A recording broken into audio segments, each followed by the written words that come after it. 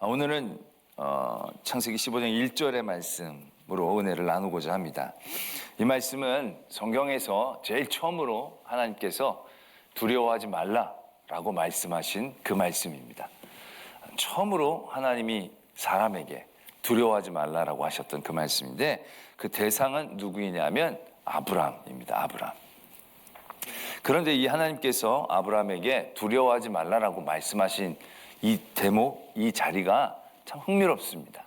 왜냐하면 이 이전에 어떤 사건이 있었느냐면 롯이 살았던 소돔 땅이 전쟁으로 다 포로로 가게 됩니다. 그때 가나안 땅에 분쟁이 일어나서 북부 연합군이 남부 연합군을 이기게 됩니다.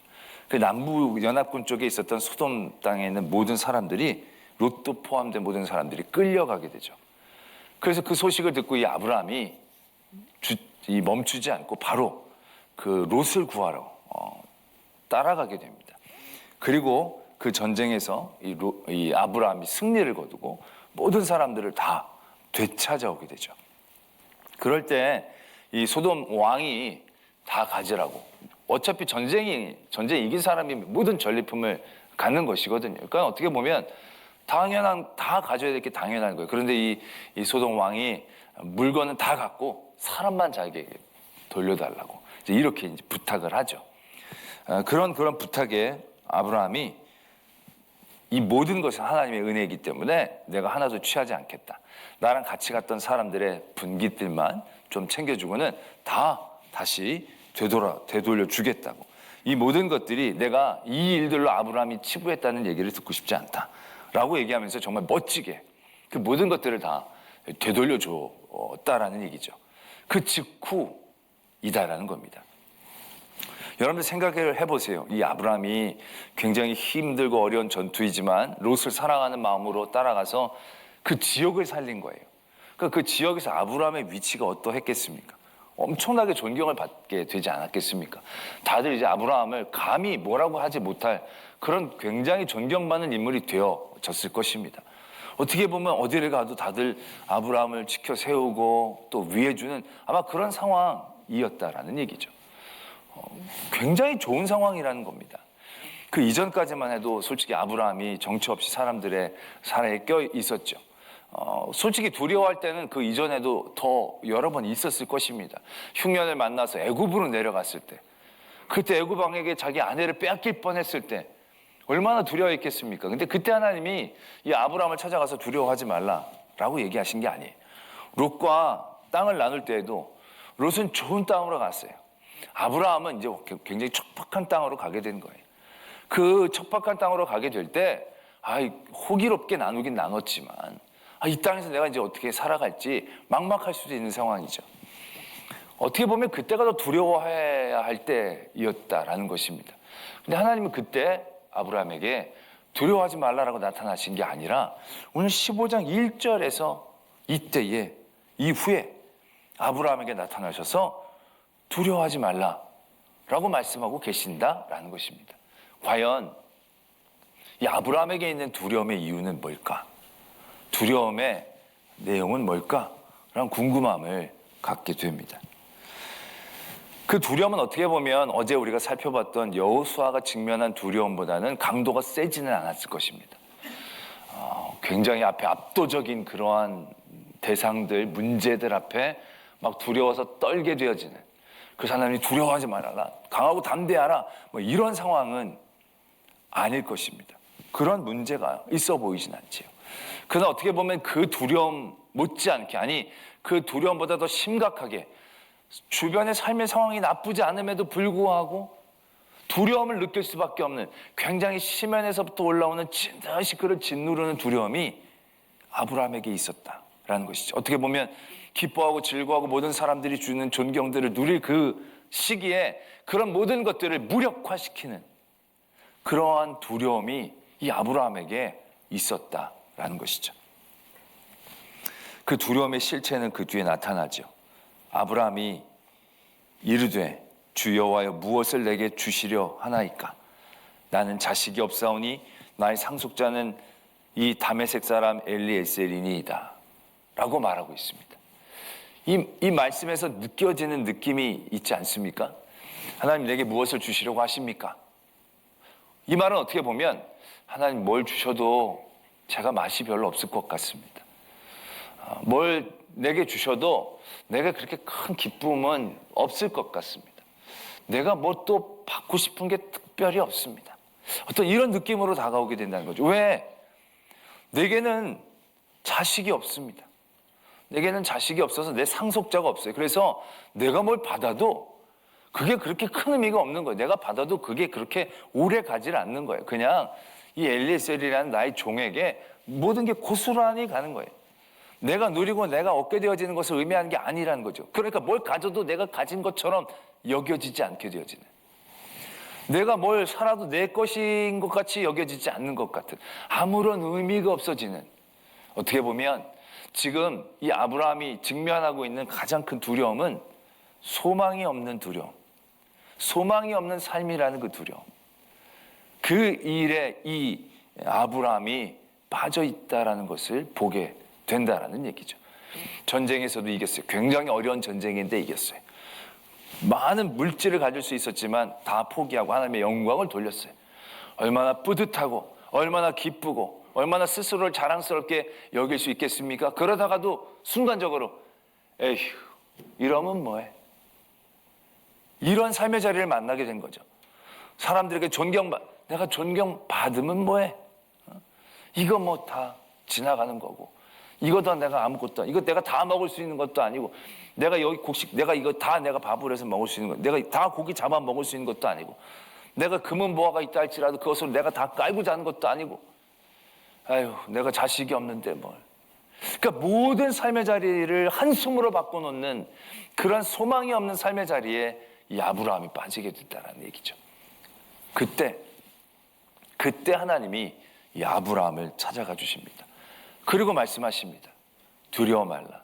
이 두려워 말라는요, 어떻게 보면 두려워하지 마 라는 어떤 어감이 아니라 두려워하지 마 라는 위로에 가까운 그런 느낌이다라는 얘기죠. 두려워하지 말아라. 왜? 내가 너의 방패고 내가 너의 큰 상급이 아니더냐.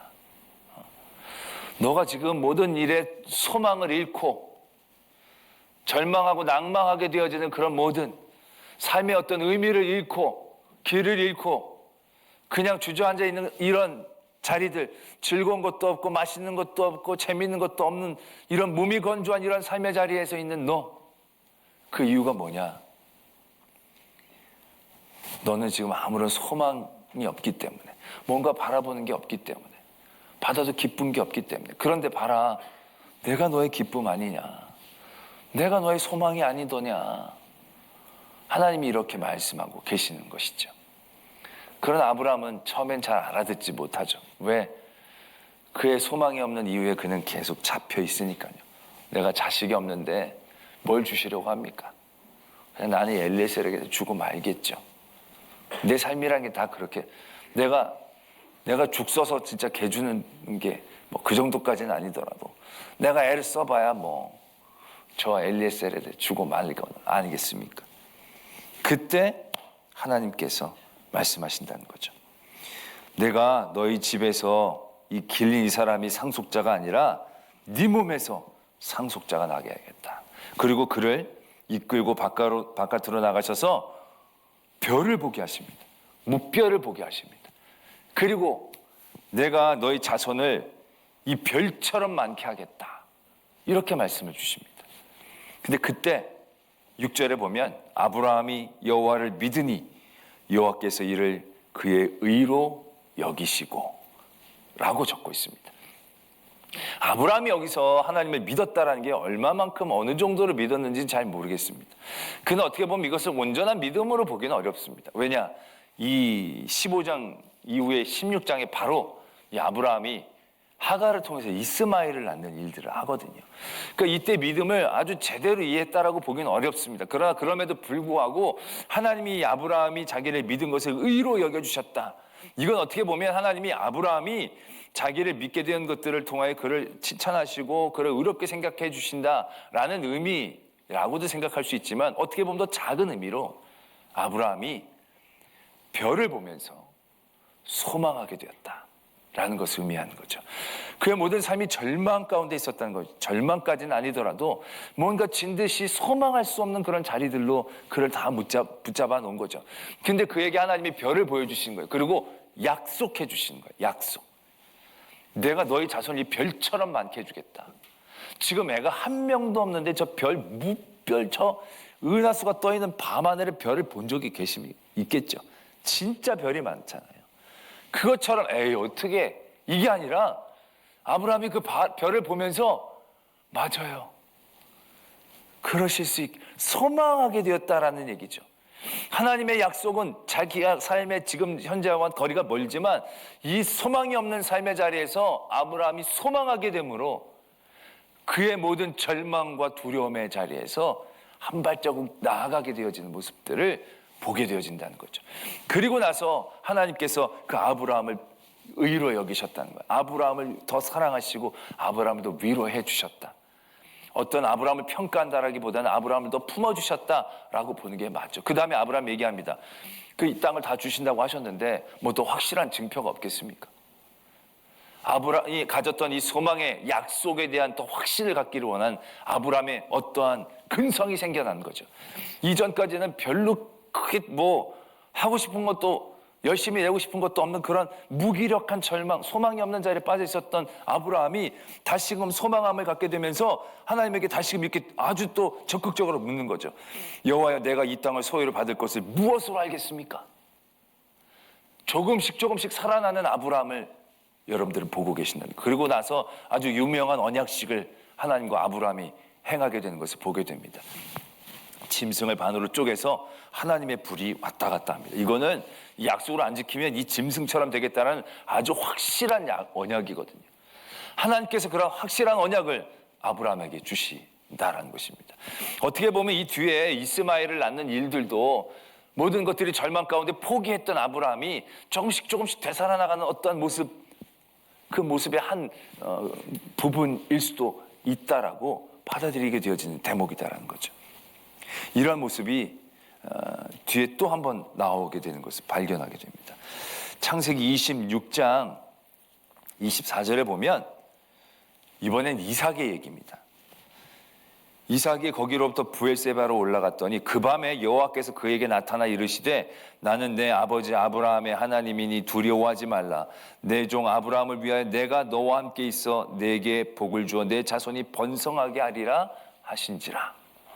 하나님이 이번에 이삭에게 찾아가셔서 두려워하지 말라라고 얘기하십니다. 근데 이 두려워하지 말라라고 얘기한 이 대목도요, 약간 핀트가 좀 뒤에 되어진다는 것입니다. 이게 이삭이 가뭄을 만났는데 애굽으로 내려가려고 그랬는데 하나님이 애굽으로 내려가지 말고 블레셋 지역으로 그냥 남아 있으라고 얘기하십니다. 그래서 그 말씀에 순종해서 그 지역에 있었더니 그 지역에 있어서 농사를 지었는데 성경에 보면 그 해에 100배를 얻었다는 겁니다. 100배를. 그리고 더욱더 창대하고 왕성하여 마침내 거부가 되었다. 말씀이 이렇게 적고 있어요. 그거는 하나님의 말씀에 순종함으로 애굽 땅에 안 내려가고 블레셋 지역에 있게 되었는데 농사를 지었는데 거기서 100배나 얻은 거예요. 100배나 수출을. 그러고 나서 양떼도 많아지고 창성하게 된 거예요. 그랬더니 어떻게 되느냐? 그 땅에 이미 살고 있었던 블레셋 사람들이 시기한 거예요. 그래서 어떤 짓을 벌이느냐 하면 이삭이 파놓은 우물을 막고 흙으로 메워버립니다. 그래서 그 지역에 있었던 사람들하고 싸우기 어렵잖아요. 그 사람들은 강하니까. 피해서 또 우물을 팠습니다. 근데 또 팠더니 우물이 나왔더니 또 사람들이 와서 우물을 뺏어버린 거예요. 아, 정말 속상하잖아요. 그러면 이때 두려워해야 한다는 거죠. 근데 이때는 하나님이 나오신 게 아니고요. 세 번째 우물을 팠는데 그때 또 팠는데 또 물이 난 거예요. 이게 여러 번 파면 물이 나오는 지역이 아니잖아요. 그러니까 이게 파는데 우물이 나온 거 아주 대단한 거예요. 그 또 우물이 나왔는데 이번에는 사람들이 빼앗지를 않고 두는 거예요. 그래서 이 땅에서 우리가 번성하겠다라는 이름을 그 우물에다 지어요. 그리고 난 다음에 하나님께서 또 이삭에게 나타나신 거예요. 이건 또 뭔 일인가? 지금 부자가 되고 거부가 되고 갈등이 있었는데 그 갈등이 있을 때 두려울 법도 한데 그때 두려워한 게 아니고 이제 갈등이 어느 정도 해결되고 사람들도 다 인정해주는 그 자리에서 하나님께서 이삭에게 또 나타나셔서 두려워하지 말라라고 말씀하고 계신다는 거죠. 이 두려움의 이유는 무엇이었겠습니까? 어떻게 보면 이삭은 지금 뭐 소출도 많고 양도 많고 이미 부자인데, 그러나 그런 모든 것들을 갖고 있음에도 불구하고 이삭을 짓누르고 있었던 그것을 우리는 볼 수가 있다는 거죠. 그게 바로 뭐냐면, 어차피 이건 내 땅이 아닌데 내가 이렇게 다가와봐 이 사람들이 언제 또 와서 나에게서 뺐을지도 모르는, 지금은 그냥 우물 하나만 뺏었지만 내가 더 많이 가지면 나중에 나를 해칠 수도 있는, 지금 이삭이 그 땅에 가서 부자가 아니었더라면 사람들의 견제를 받지 않았을 텐데 부자가 되니까 견제를 받고 있는 것까지 다 빼앗기게 되어지는 거예요. 그러니까 이제 더 가져도 그게 불안할 수 있는 상황이 되어지는 거죠. 내 땅이 없고 내 나라가 없고 내 민족이 없는데 지금 여기서 내가 더 뭔가를 갖는다는 것이 그렇게 큰 의미가 없는, 뭔가 그의 삶을 전체적으로 짓누르는, 그가 더 이상 소망할 수 없고 꿈꾸고 바라보지 못하게 하는 그런 그 삶을 짓누르는 그런 무거운 두려움, 우리 앞에 직면한 골리앗과 같은 두려움은 아니지만 내 삶에 구조적으로 나를 묶어놓는 그 두려움들, 소망하지 못하게 하는 모든 삶의 자리들, 그 삶의 자리에 이삭이 있었다는 얘기죠. 그때 하나님께서 또 이삭을 찾아와 주시는 거예요. 그리고 말씀하십니다. 두려워하지 말라고. 두려워하지 마. 괜찮아, 두려워하지 마. 나는 내 아버지 아브라함의 하나님이야. 내가 너로 큰 민족을 이루게 할 거야. 내가 너로 복을 줄 거야. 너에게 땅을 줄 거야. 아브라함에게 했던 그 약속을 다시금 이삭에게 깨닫게 해주신다는 거죠. 그리고 나서 이삭이 다시금 일어서게 되는 거죠. 그 제단을 쌓고 거기에서도 우물을 팠다라는 것입니다. 그 다음에 어떤 일들이 일어나냐면 아비멜렉이라는 그 지역의 왕이 이삭을 찾아옵니다. 그리고 이삭에게 이렇게 얘기합니다. 당신이 하나님과 함께하는 걸 우리가 봤다고. 우리 서로 해치지 말자고. 조약을 세우게 되어진다는 거죠. 갑자기 이게 원래 아비멜렉이 그렇게 쫄릴 게 없는 사람인데 지금 이삭, 한 부족의 왕이 한 가문의 그 족장에게 오는 거예요. 비교가 안 되는 세력인데도 이 아비멜렉이 이삭을 찾아와서 친구들과 함께 그 사람을 찾아와 가지고 서로 화친하는 조약을 세우는 그러한 일들을 우리는 만나게 되어진다는 것이죠.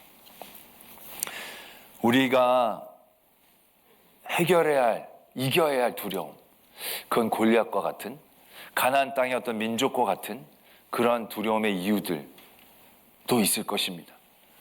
그러나 우리들이 그런 두려움보다도 먼저 만나게 되는 두려움을 오늘 우리는 발견하게 됩니다. 그 두려움은 무엇입니까? 우리의 삶이 구조적으로 내 삶의 한계로 갇혀 있는, 그래서 그 한계를 만날 때마다 우린 더 이상 소망할 수 없고 꿈꿀 수 없게 만드는 그런 내 삶을 짓누르는 두려움들. 이거 해봐야 뭐해? 이걸 해봐야 나는 아무것도 느낌이 없고, 그래서 무언가 하려다가도 그 나의 하려는 의지조차도 꺾게 하는 모든 이 세상에 나를 억누르는 모든 구조들, 삶의 모습들. 자녀가 없습니다. 땅이 없습니다. 나는 가문이 약합니다. 나는 몸이 약합니다. 우리 어차피 이거 죽을 거 아니겠습니까? 그러한 두려움들, 우리는 그러한 두려움을 때로는 잊고 살죠. 삶이 급하다 보면, 우물 파다 보면 그런 두려움이 안 생기죠. 쫓겨다니다 보면 그런 두려움이 생길 여유는 없죠. 그러나 어느 순간인가 하나님이 내게 주신 조그만 여유와 은혜의 자리 순간에 우리는 조금씩 일어나려고 하다가도 그 자리가 갑자기 무너지게 되어지는 두려움들, 걱정과 근심들, 한숨 짓게 만드는 모든 삶의 자리들. 결국 그런 모든 자리에서 하나님은 우리를 찾아와 주신 것이다 라는 것입니다. 원래 우리는 이러한 소망이 없는 인생들이었습니다. 소망을 갖는다는 것 자체가 웃긴 사람들이었어요. 왜? 우리의 삶이라는 것이 결국 무엇을 향해 나아가게 되는 것입니까? 미래가 없는 삶이에요. 우리는 어떻게 보면 우리는 더 이상 뭘 애쓰고 힘쓸 필요가 없어요. 다 아브라함 같은 자리인 거예요. 가지면 뭐해, 누리면 뭐해, 싸갖고 가지를 못하는데, 내가 여기서 한번 먹고 내가 한번 즐기고 말 건데 이걸 내가 뭘 어떻게 하겠어. 내가 남겨준다고 하더라도 걔네들이 가지는 거지 내가 가는 것도 아니고. 우리는 죽음이라는 어떠한 장벽 앞에 모든 소망을 가질 수 없는 그런 인생이었어요.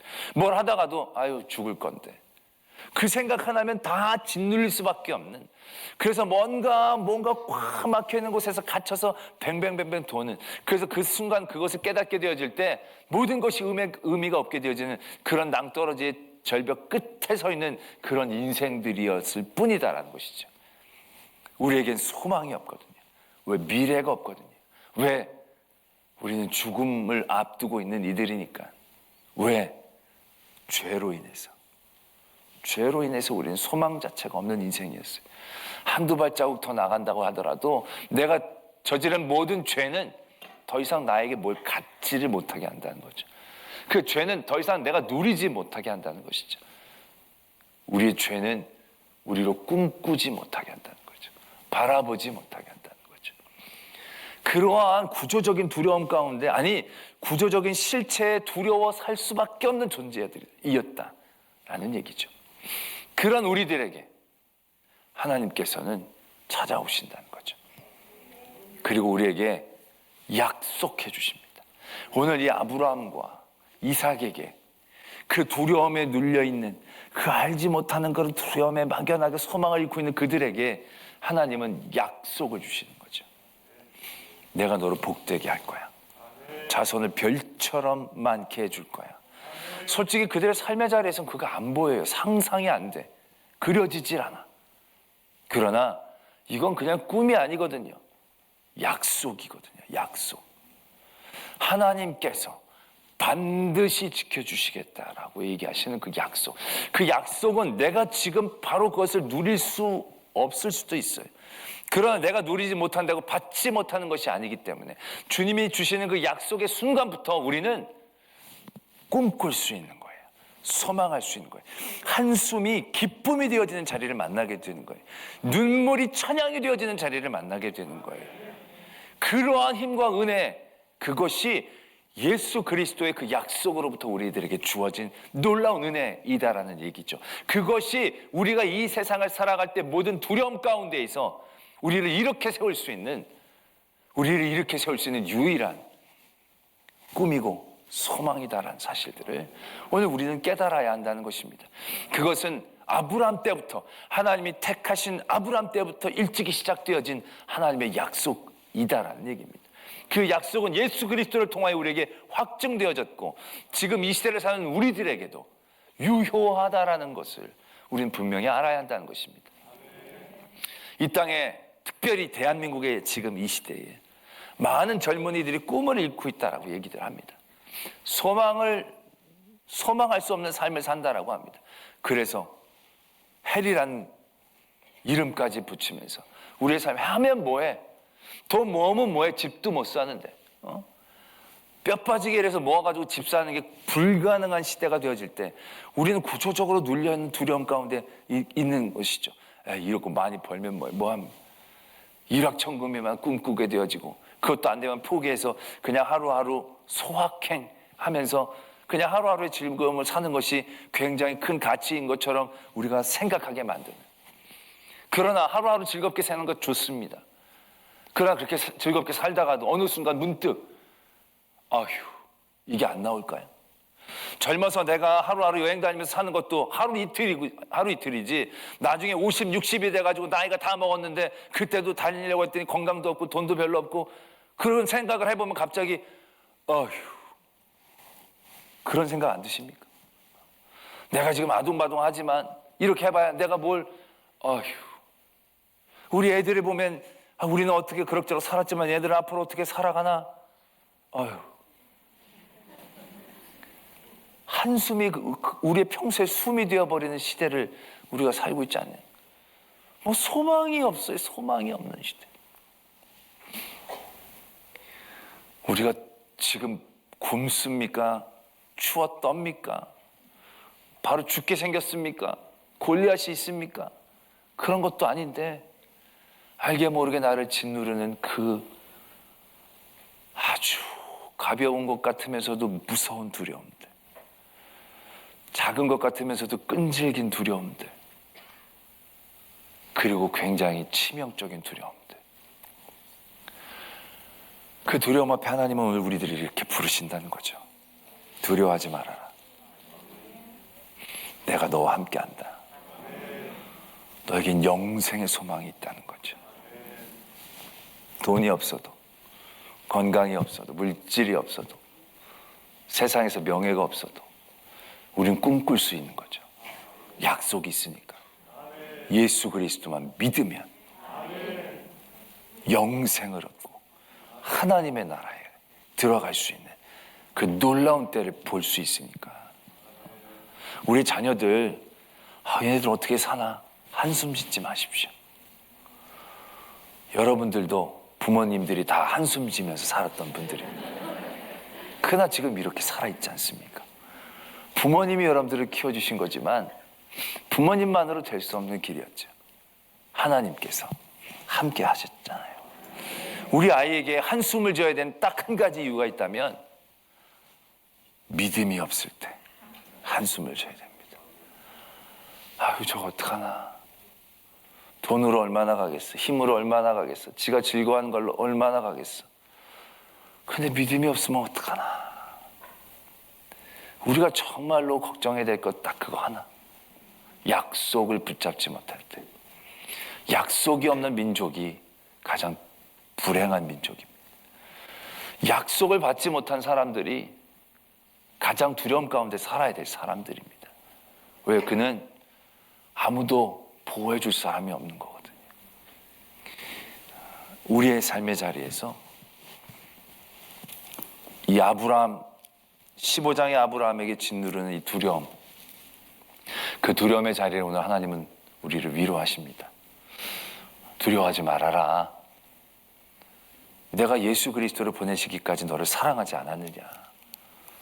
너를 지키고 인도하고 소망하는 삶으로, 꿈꾸는 삶으로, 그래서 기뻐하고 감사하는 삶으로 우리를 인도하시는 그 하나님에게로 나아가는 저희들 되어지기를 소망합니다.